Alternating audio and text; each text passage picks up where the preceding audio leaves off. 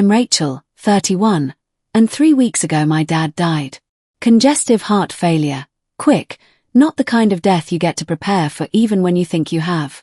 I'm not going to pretend the grief was simple, because it wasn't.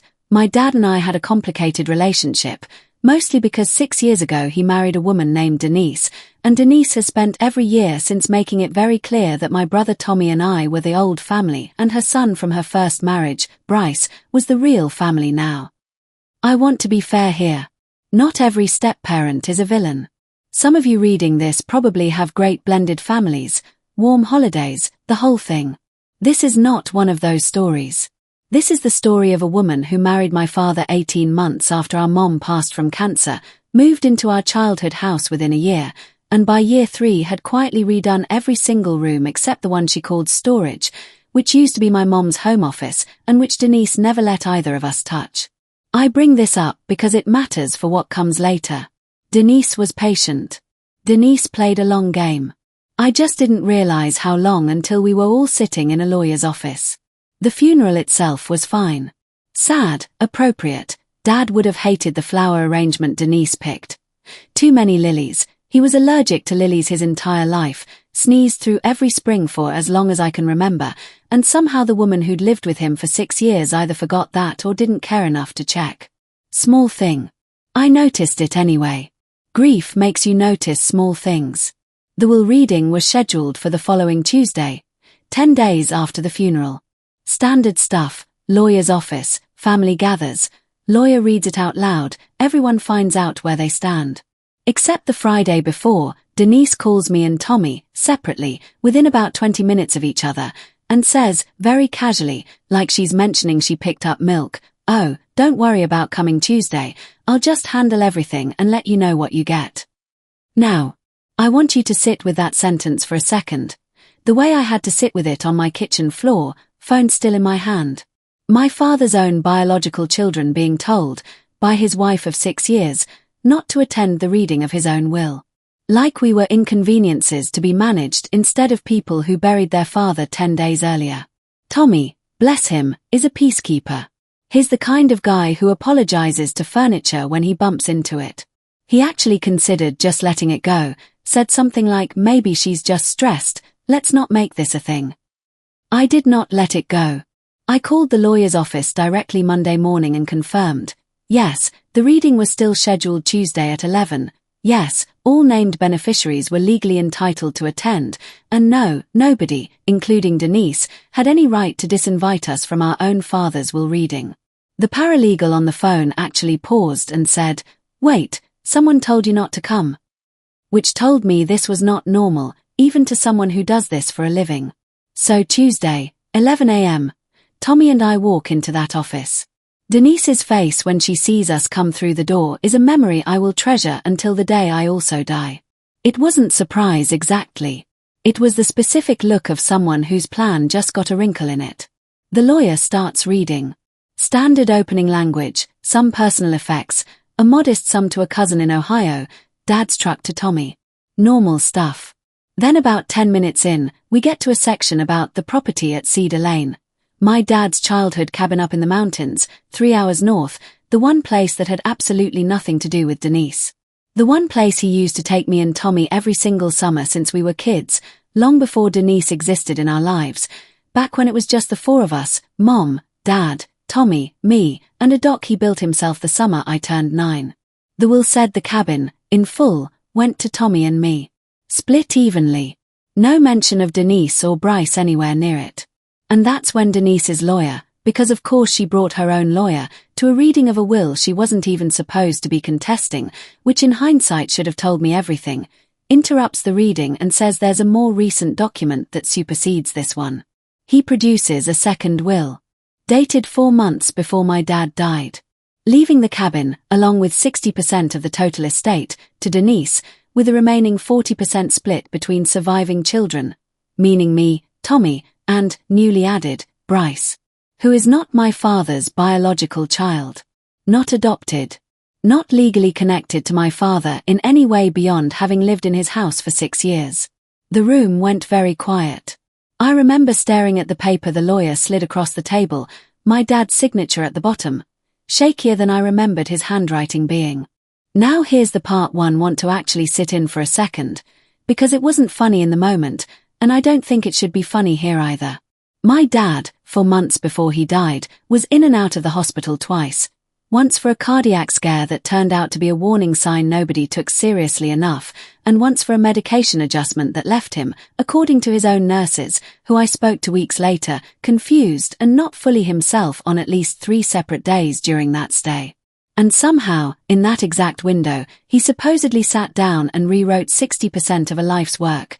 A house, savings, a business he'd built from a single truck and a phone number in 1989, to a woman he'd known 6 years. And gave a chunk of it to a stepson he barely spoke to, who I don't think ever once called him dad, not even as a joke.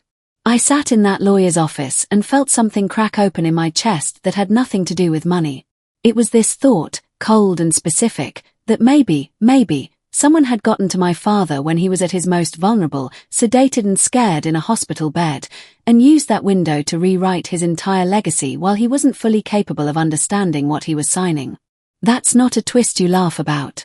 That one just sits heavy, and it sat heavy in me for the rest of that meeting. Tommy wanted to walk out.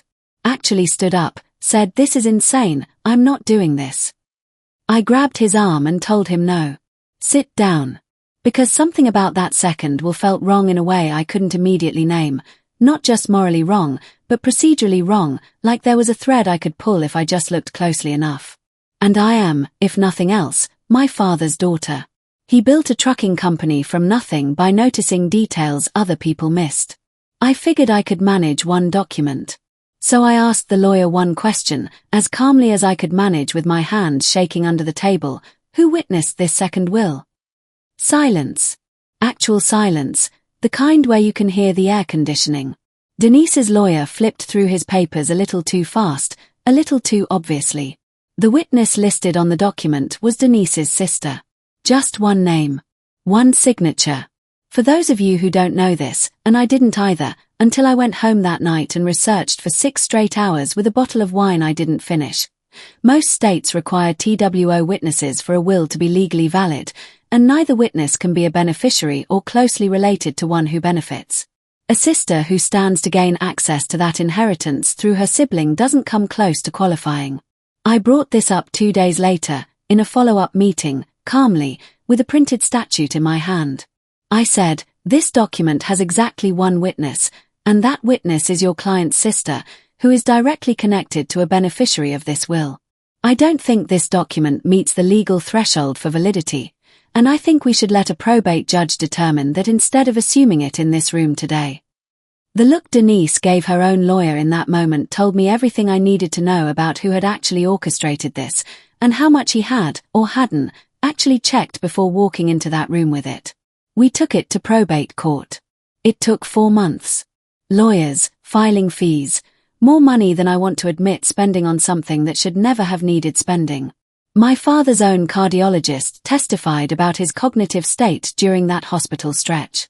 One of his nurses testified too, unprompted, volunteered that she remembered a woman visiting during off hours with paperwork, which nobody had asked her to remember but which she apparently found strange enough to write in her own notes at the time. The second will got thrown out entirely. Invalid. Insufficient witnesses, questionable timing, and a judge who used the word suspicious twice in her written ruling, which is about as savage as judges get on paper. The original will stood. Tommy and I got the cabin. The estate split the way our father actually intended, the way he'd set it up years before Denise ever walked into a hospital room with a stack of documents and a single obliging witness. Denise didn't say a single word to either of us after the ruling. Packed up, moved out of state within 2 months, took the lilies with her I assume, since Dad certainly wasn't going to need them. Bryce, to his credit, actually reached out about 6 weeks later. Said he didn't fully understand what his mom was doing until it had already gone too far to stop, and that he'd felt sick about it since. I believe him, mostly because he was the one who eventually told me, almost as an apology, that his mom had been meeting privately with a notary during 2 of Dad's hospital stays. A detail I did not need confirmed, but got anyway, and which I've chosen to just let sit as proof I was right rather than something to be angry about anymore. Last summer, We went up to the cabin for the first time since everything settled. Tommy grilling burgers on the same rusted grill Dad refused to replace for 15 years. Me sitting on the dock he built with his own hands the summer I turned 9, water so still you could see the whole sky in it.